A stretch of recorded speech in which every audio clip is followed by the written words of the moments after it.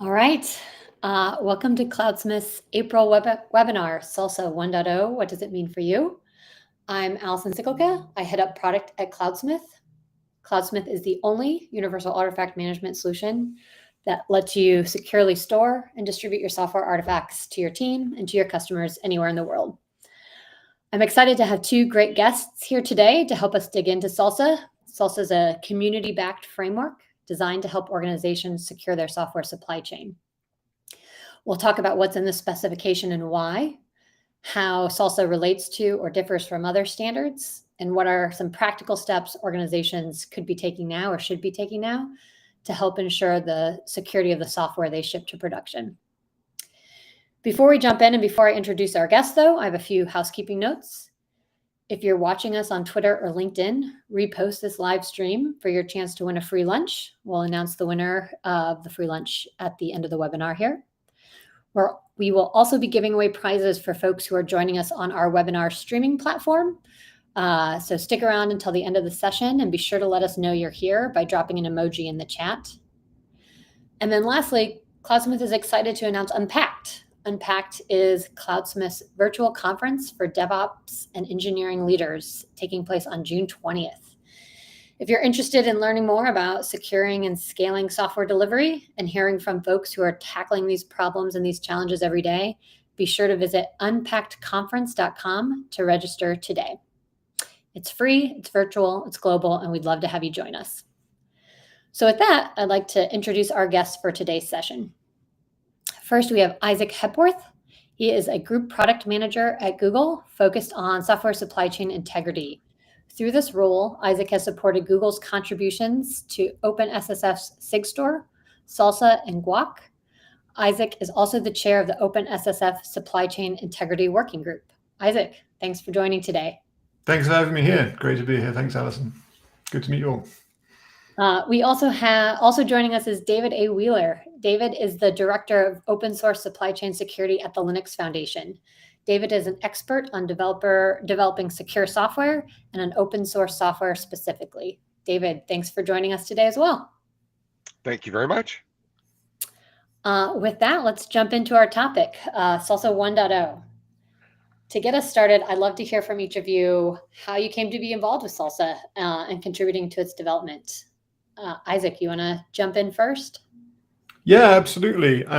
So I mean, I've been working in the industry for decades, and working on developer products. At Google, at Twitter, at Microsoft, at Stripe, and so on. And then a year or so ago, joining Google, I had the opportunity to lean in with OpenSSF. It was currently working on SigStore and SLSA and a whole bunch of super interesting software supply chain initiatives. As a product person, I'm amazed and also slightly horrified at how much opportunity there is to improve the security in this space. And so that combination is incredibly compelling to me as a product person. And so there is a lot that we can do better as an industry.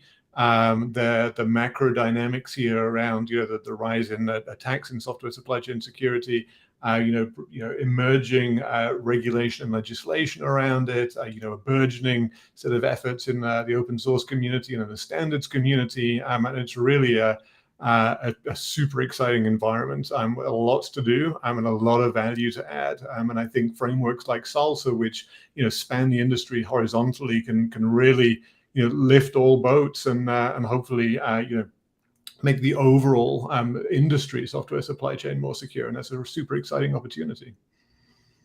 Yeah, that's great. And David, how about you? What's your interest in SLSA and getting involved in this space? Well, I've been interested in open source software or developing secure software for decades, literally.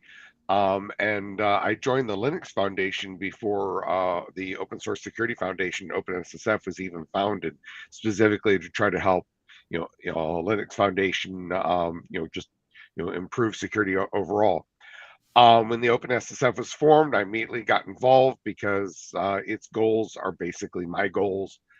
And when Google came to OpenSSF, Google was originally a founding member of the OpenSSF, And when Google came and said, hey, we've got this framework to try to address some of these concerns in the supply chain, things like the build processes and so on. Of course, people are saying this is great.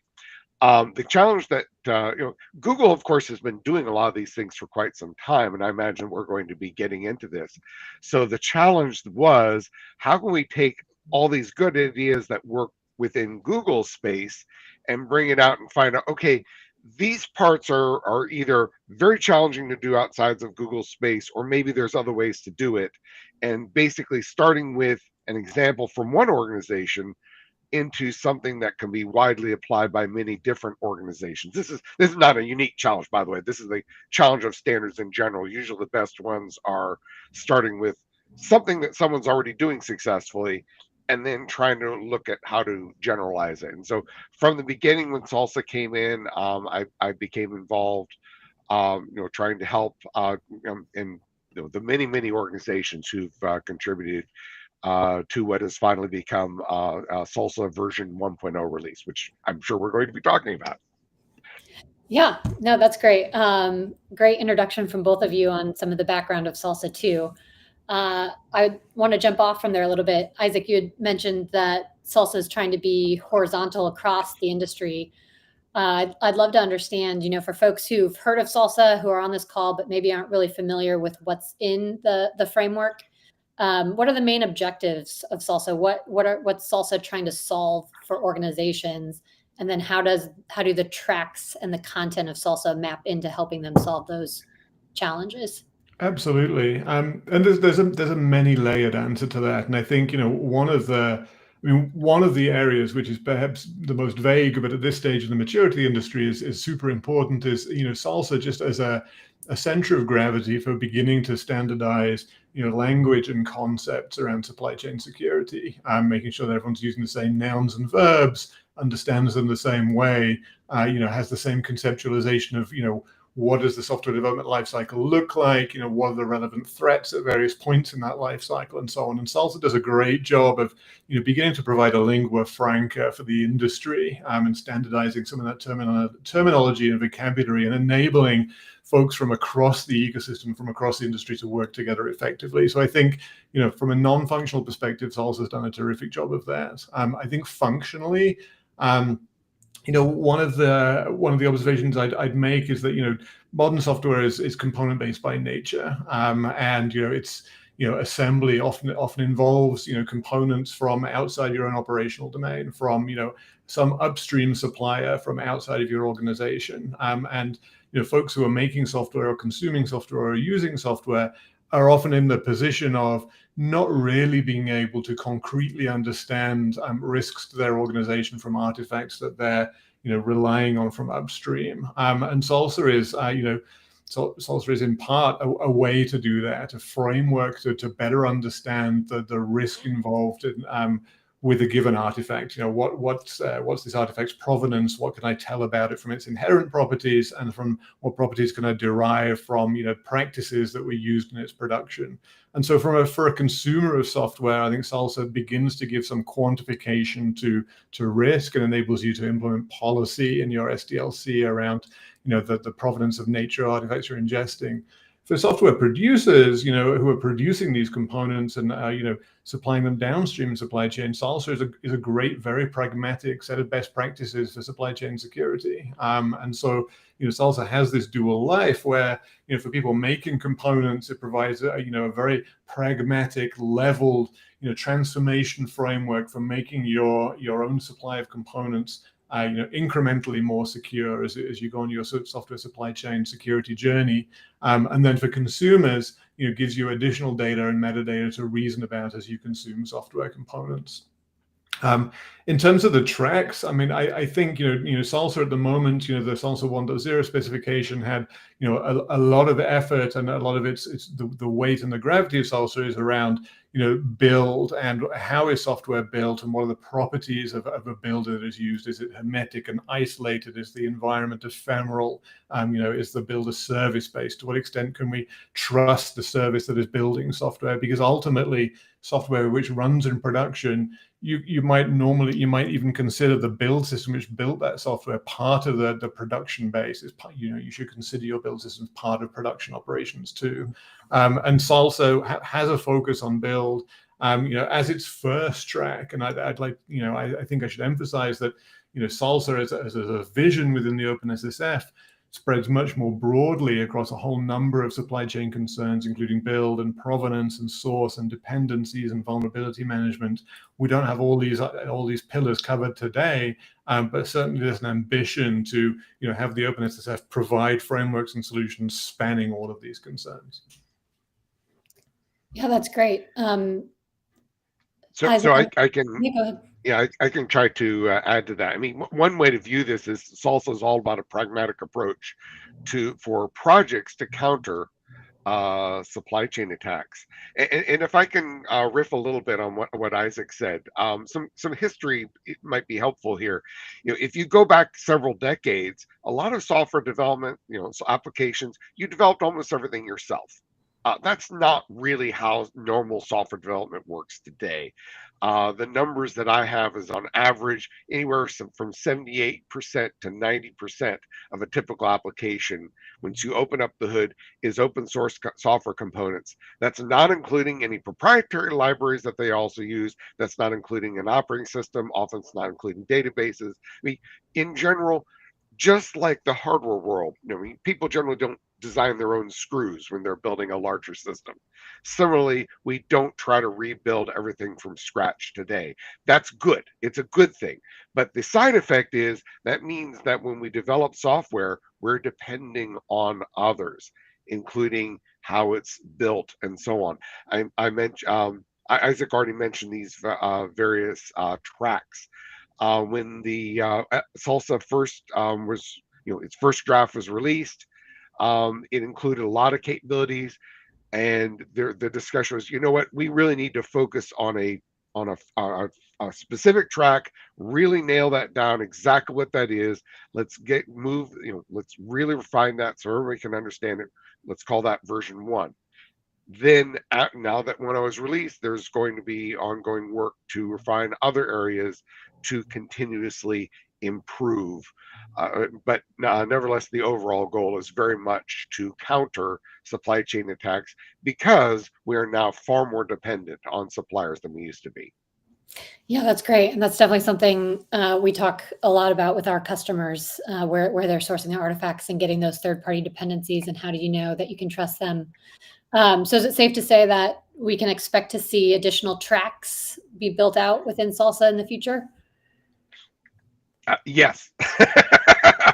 Actually, let me just jump in, but I'm sure I mean, the version 0.1 actually had more, and the challenge we had was, oh, wait a minute, when you try to do everything all at once, it takes a very long time. Typically, that's not a good way to proceed. It's much better to try to work incrementally. At the very least, I'm expecting there to be a source track where there'll be more analysis about source related things. The version 1.0 that's released has build levels 1 through 3. I do expect there to eventually be a 4, but the original 4 that was defined in the version 0.1 included some capabilities. There were things like hermetic builds, discussion about reproducible builds, and a survey that we did basically found that, wow, people are finding these very challenging to do. And therefore, let's focus on the parts where there's much more agreement, unanimity, and then we will continue to work to improve on these other areas. Isaac, please add to what I've just said. Yeah, no, I think that's absolutely right, and I've got a couple of things to add. I think yes on hermeticity. Like I think we had an early concept of what a hermetic build meant and would get you, and I think that there's more nuance than you'd expect within that concept. People talk about hermetic builds as, hey, your build system really doesn't have access to network at all, and certainly that's one end of the spectrum. The poorer end of the spectrum is where your build system can do whatever and pulls things down live from the internet as it goes. But somewhere in the middle, there's the concept of hermetic to your organization, or perhaps a whitelisted network access, or perhaps intermediated network access, or perhaps you can access my internal artifact repositories and so on. And so I think we need to introduce more nuance into the hermeticity requirement, and as you say, that'll come in build level 4. I think the other thing, backing up and thinking about, for folks who are new to supply chain security, I found it very useful to, articulate and conceptualize in terms of, food and food safety in the food supply chain. And so, people who are familiar with SBOMs, I make this analogy of an SBOM. It's like the ingredients label. You pick your can of beans off the grocery shelf store, and it has ingredients labels on it. And and the SBOM will tell you this bread is made from flour and water and yeast and sugar and salt and so on. The SLSA provenance for your bread will tell you where those ingredients came from. It'll tell you how they were mixed. It'll tell you the brand of mixer that was used, and it will tell you all the food safety handling procedures that were followed as well. And so they give you that additional level of security. And so people, people have this question often between the ambiguity of what's in an SBOM, how do I think about SLSA provenance? And I find disambiguating this way in terms of, yes, an SBOM is an ingredients list. SLSA tells you how the thing was made, what machinery was used, what best practices were used in terms of the way the food was handled and so on in its production. And so I found that a useful way to explain provenance versus SBOMs. Yeah, I think that's great. I think that's a great analogy. And building on that a little bit, the SLSA versus SBOM, I'd be curious, I think the term framework is used a lot around SLSA. So how do you think about SLSA compared to some other standards that are helping folks in the software supply chain like NIST and other standards that are out there today? So I think, it's a good question. And on the SLSA blog, there's actually a blog post comparing, the SLSA framework to the NIST SSDF, the Secure Software Development Framework. And I think that there are certainly some interesting comparisons to be made there. One of the high level ones I would make is that, SSDF is very broad. I think it is a very rational and sane framework, and I think that it's super useful, and it's something which Google has been paying very close attention to.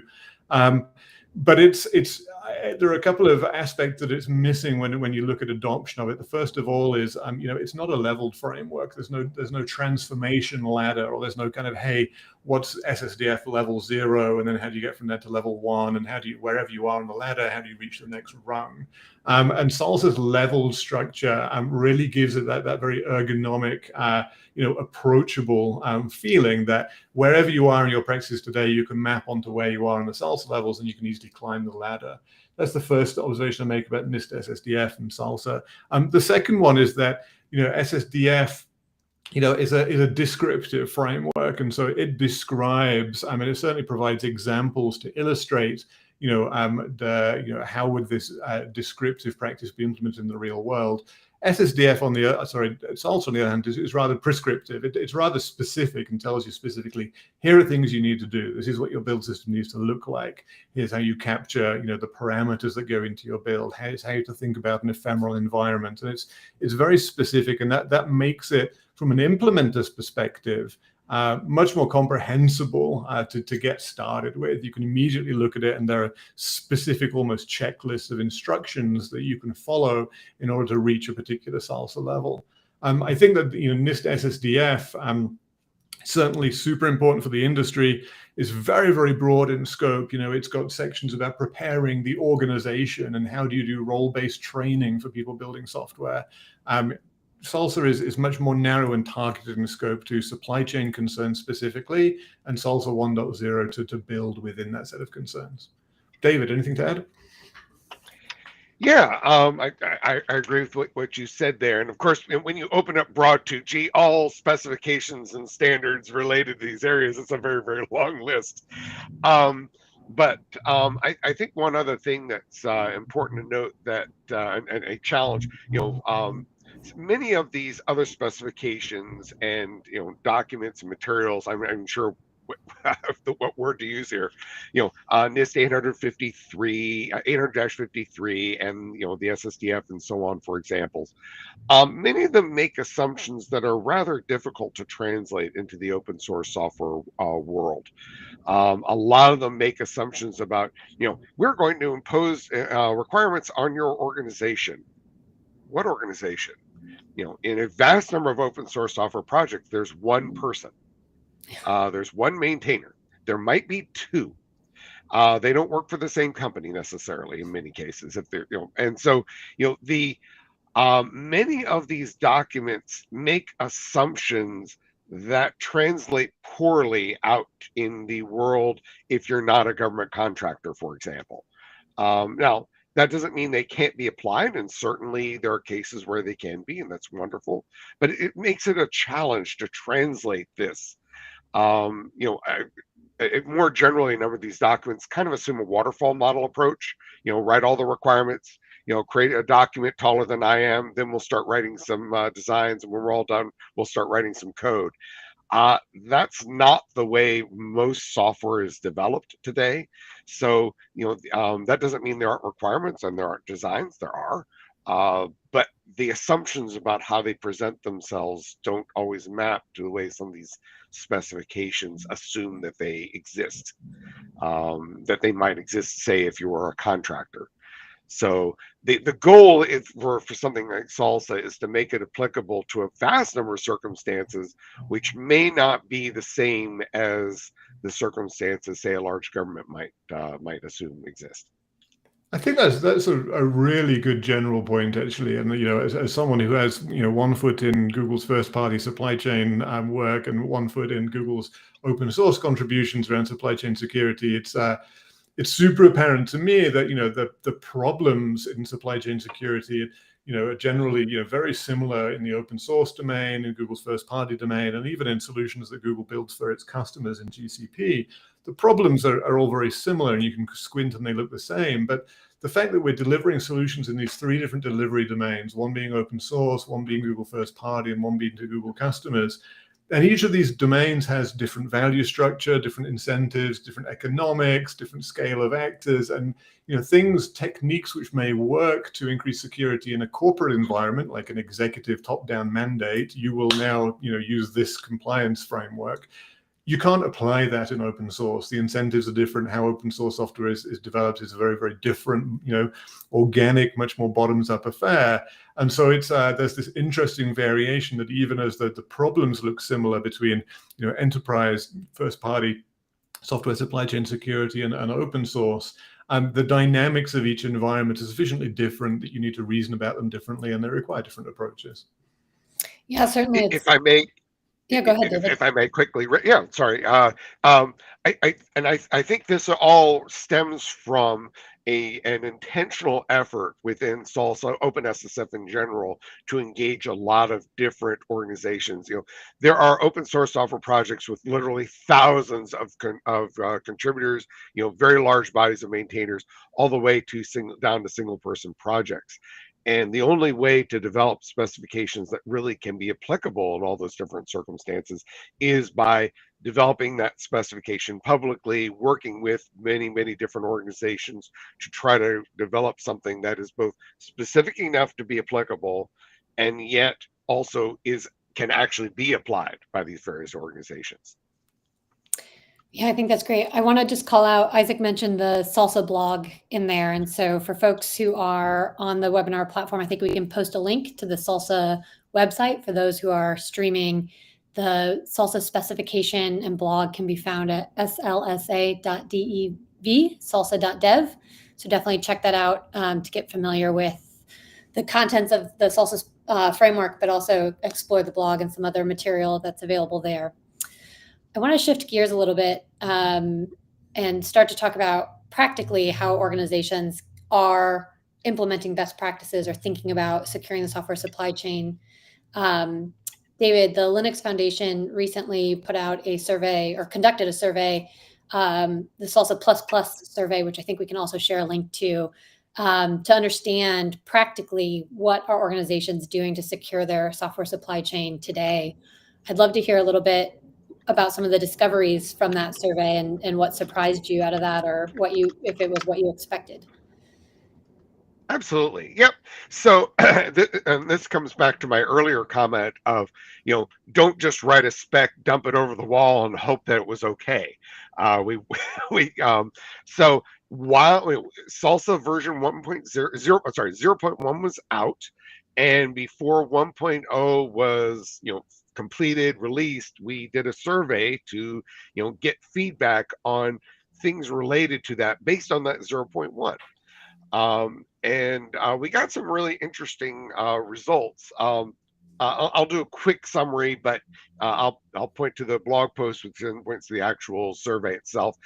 One is that a number of the practices are already widely adopted. That doesn't mean they're universal. And whenever you make a list of please do A, B, and C, each of those may be widely applied, but that doesn't mean many are doing all of them, if that makes any sense.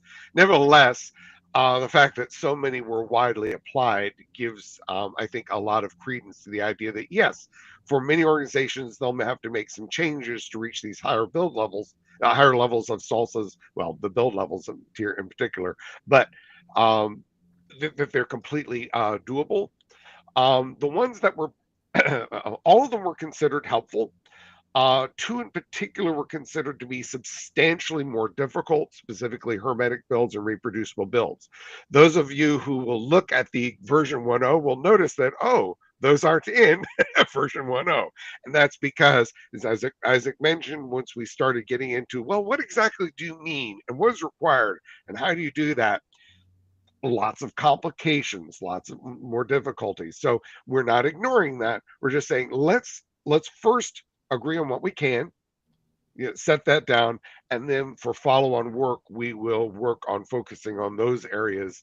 And all that is informed by what makes sense more broadly, industry-wide, what seems to be harder. We will work on those, but not delay everything else until we've resolved those parts. And so I posted the blog post where we summarize that, and the actual report itself is posted as well. Well, what's interesting is that though all of them, even though some of them were far more difficult, that didn't mean that people weren't doing them. People were absolutely doing even the harder ones. So there is an appetite. There's an acknowledgement by many that this is important and that they need to do something. And Salsa gives them a common tool for here's what we need to do, and we can talk about, are you doing these things or not?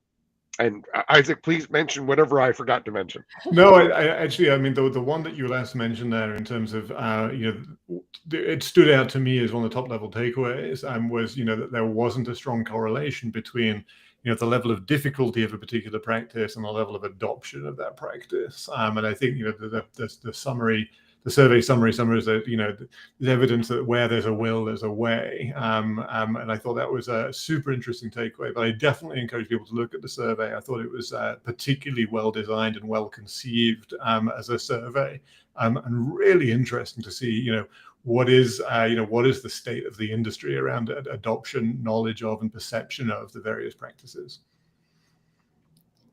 Yeah, that's great. So just sticking with the practical applications, a lot of what is in Salsa came out of Google and practices at Google.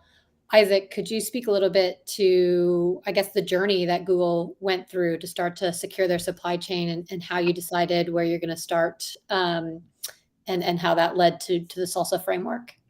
Yeah, absolutely. So, hopefully I get this more or less right. So it was about 10 years ago. Google began, a serious concerted investment in its, internal supply chain integrity, and that resulted in a framework which, externally we've talked about. And if you want to search for it, there are a few Google blog posts about a thing called binary authorization for Borg, and Borg is our, our horizontal computing substrate. And so binary authorization for Borg, that began with this idea that wouldn't it be great if for a given binary running in production, you could strongly link, and audibly so, you could strongly link that binary to a given commit in the source code. And so you could say, provably so, cryptographically provably so, this binary that's running in production came from this set of sources over here. And that's where binary authorization for Borg began. And then over the course of a decade, we had more and more, software supply chain concerns became a part of that framework, including things like enforcing two-party review of every commit, including, even questions around, once a binary is running in production, given, what we know about that binary and how it was produced and the security practices that we used, what data can that access live? And so admission control is certainly one part of policy, and people talk about maybe shifting that left upstream in supply chain. You can also think about shifting admission control right to, what even once something is running in production, what types of things can it do, what identities can it assume, and what data can it access? And so binary authorization for Borg internally at Google has this long history. And as David said, a few years ago, there was this idea of, how could we distill and externalize this framework to enable the industry at large to benefit from this, set of, fairly at this point mature practices inside of Google. And that was the genesis of SLSA. And SLSA was donated to the OpenSSF in that form as essentially a distillation and an externalization of Google's internal binary authorization for Borg. And it maintains, the idea of provenance. We've long had this same idea internally at Google. Some of the requirements in the source track of SLSA came from, similar requirements which, were built and implemented at Google over time. At this stage, as David points out, I think that part of the joy of working with SLSA is by this point, a set of contributions from the open source community and from companies across the globe. We've had, IBM and Red Hat and VMware and Microsoft and ChainGuard, all involved in helping to shape and build the SLSA specification, promoting it, helping ensure it meets their needs, both for internal use and also open source. And so SLSA at this stage, is very much, it's an open framework. It's owned by the OpenSSF. It's a community-driven set of practices. It's a community-driven standard. The tooling is all open source. And that's a super exciting space to be in. And so that certainly, I don't want to give the impression that, SLSA is a Google initiative, but at this stage, it's an initiative from the industry at large, represented in a set of artifacts delivered and owned by the OpenSSF. Yeah, I think that's great. I think I appreciate that clarification on Google's relationship to SLSA. I think it is interesting, though, that a lot of what's in SLSA came out of the actual practices that Google was trying to implement internally, so reflecting their own software supply chain journey. I'd be curious, either from experience at Google or looking at other organizations that you've helped with SLSA or who've adopted SLSA, what are some of the challenges organizations face when they want to start to secure their software supply chain on that getting started? What are some of the challenges to even starting to address some of the concerns? So it's a great question. I think the standard answer I give there is, I think, step zero for people getting started on their supply chain integrity or supply chain security journey is understanding your dependencies. I think it's the biggest gap that most organizations have. And I was doing a panel at a Cloud Native Security Con a couple of months ago, and I asked the room, put your hands up if you know what your open source dependencies are, and not a single hand went up. And I said, okay, well, put your hand up if you think you ought to know what your open source dependencies are, and 80 hands went up. And I think that gap there is the key chasm to cross when you're getting started with supply chain security. If you don't know what your dependencies are, you're going to really struggle to understand and quantify, manage, systematically reduce the risk introduced by those dependencies. And I think this is actually something super interesting from the executive order in the US, pushing SBOMs in the industry. An SBOM is essentially, a list of what component dependencies you have. And so, if you think about the policy goal of the executive order, the policy goal isn't we want these, JSON documents everywhere. The policy goal is we want everyone to kind of up their game when it comes to supply chain security. And SBOM is a forcing function for organizations to begin to understand and map out and inventory their dependencies, I think is rather ingenious. That, hey, it would be very difficult to produce SBOMs without doing some basic groundwork and implementing some basic supply chain discipline and hygiene. And I think that's that's where the executive order is super powerful for the industry at large, in the US at least, helping organizations get started there. But certainly knowing what your dependencies are, I think, is step zero for most organizations in my experience. David, what do you think? I've lost the question a little bit, if you wouldn't mind repeating it. Yeah. What's the biggest challenge, or if somebody wants to get started on their software supply chain journey of understanding and securing the software supply chain, how should they get started, or how should they think about, jumping in and starting that journey? Well, I mean, to be honest, I think the biggest challenge is taking the first step. No journey, all journeys take time, but to be honest, it's that first step, the first step out of the Shire, as it were, to move in an area that you're not very familiar with, but you need to go do that. I will say that the good news is that we've had a lot of folks who have helped lay that groundwork, helped create that path.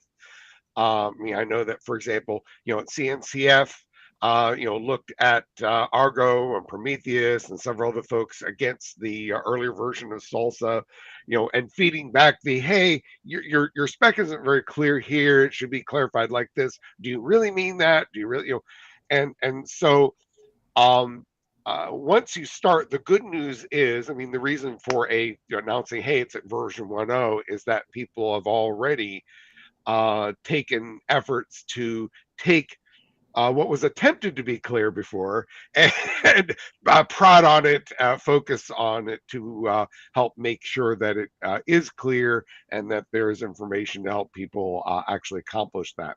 I hinted earlier, in my experience, the best specifications aren't just somebody sat down and dreamed something that might work, but specifications from actual experience trying to do something. Yes, you do have to have an idea, but so much is learned from trying to do it once. And so this reflects, at this point, not only Google's experience, but the experience of other people looking at that draft, saying, yeah, yes, but you could do it this other way, or, well, that's probably not what you meant. I know what you said. So in many cases, I think that helped.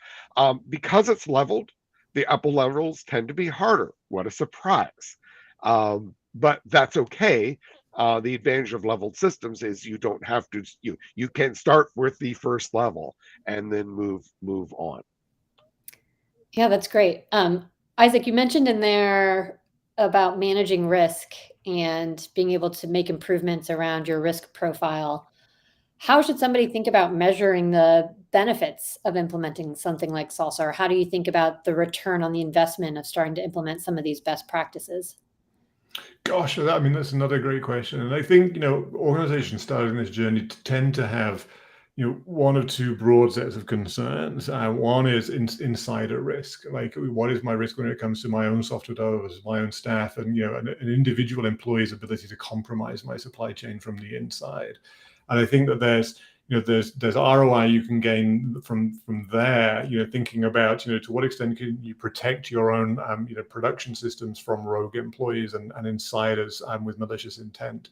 The other broad class of concerns that organizations come to the table with in supply chain is about my upstream dependencies in the supply chain. And, I think, there are various measures, and we're beginning to get quantitative in this space. So OpenSSF has another project called Scorecard, and Scorecard is essentially, it's a numerical score, and there is data available for the top 1 million or so open source packages out there, and giving you a sense of what's the overall security posture of this project? Does it pin branches? Does it have two-party review? Does it pin its dependencies? And there's a set of practices that Scorecards assesses objectively and essentially gives you a score. And like any aggregate score, there's it can't be precise in every dimension at once, but it certainly gives you a sense and gives you a way to quantify upstream risk from the get-go.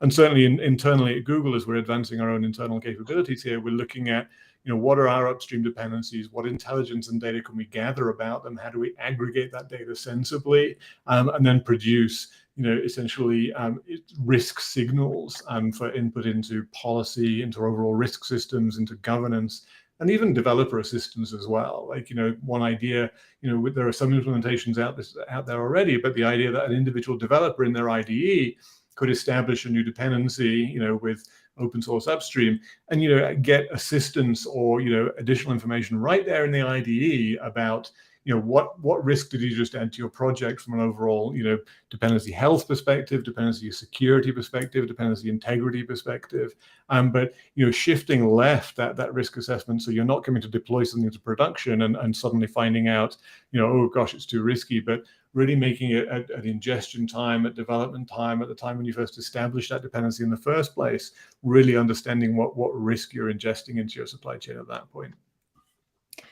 Yeah, I think that's really great. That's something we hear a lot from our customers too, is just how can I help developers make better choices right from the start on what they're including in the software supply chain. So we're close to time. Just two last questions. David, if somebody started using Salsa and they have feedback, how should they provide that back to the team working on Salsa? Well, there's multiple answers to that question, but basically, please get involved or report back to the Salsa community. That could be as simple as filing an issue on GitHub, but we also have alternate weekly meetings via Zoom. Feel free to reach out via email and Slack. But the short answer is please get in touch in any way that is most convenient to you. We have a 1.0.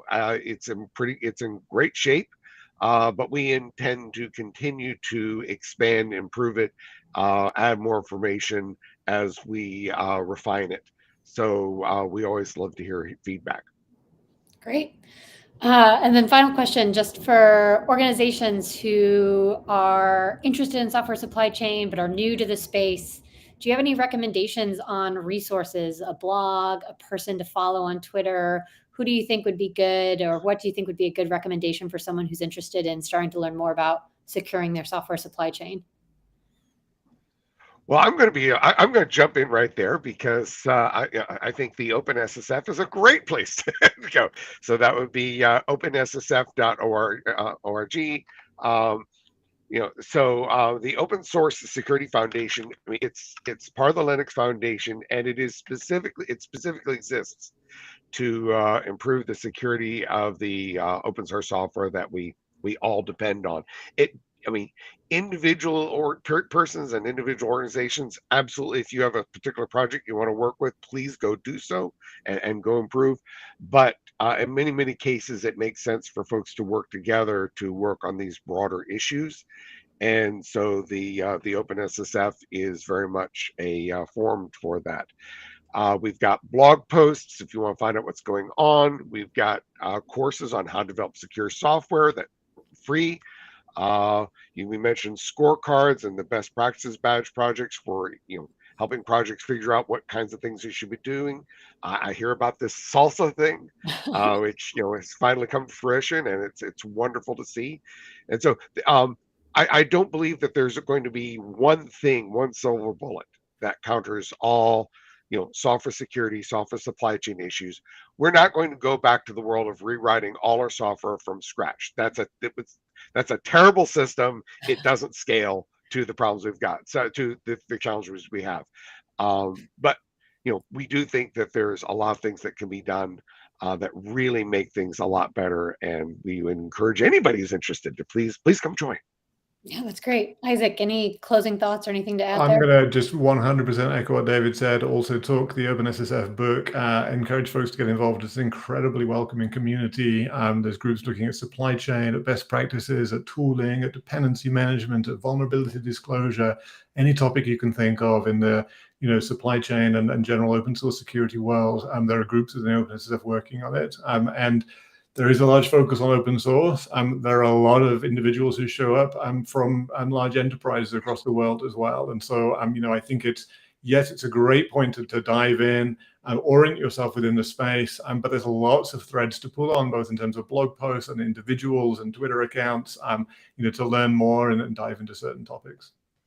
Okay, well, Thank you both for taking time to chat through SLSA 1.0 with me, and congratulations on the release of the 1.0 framework. That's exciting. Thank you so much. I hope folks have enjoyed this conversation. I know I really have. I have a few housekeeping items before we wrap up. First, I want to announce the winners. So for folks who have won our prize pack, that's Andreas Fellner, Michael Dawson, Cody Wehunt, and Christopher Durand. And then Alan Anderson won the free lunch. Thanks for reposting our stream on LinkedIn.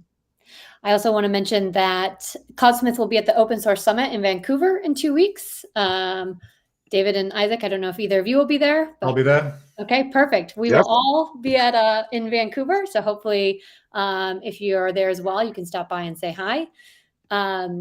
Isaac or David, are either of you giving talks or are you just attending? I am giving a talk. Okay. And in fact, I'm also on multiple program committees. So if you see me rushing from one place to another because I'm supposed to be in 3 places at once, please be please be sympathetic. But I would love a chance to talk to folks there. That's great. And then last thing, just a reminder that Cloudsmith is having our virtual conference, our first ever virtual conference for DevOps and engineering leaders coming up June 20th. The conference is virtual, global, and free. So if you're interested in learning how to securely ship your software, visit unpackedconference.com. Thank you again, Isaac and David, so much for joining me today. If you're interested in learning more about the SLSA framework and how it might help you secure the software you're shipping to production, visit salsa.dev. Thanks, everyone. Thanks so much, Alison. Thanks, David. Thank you so much.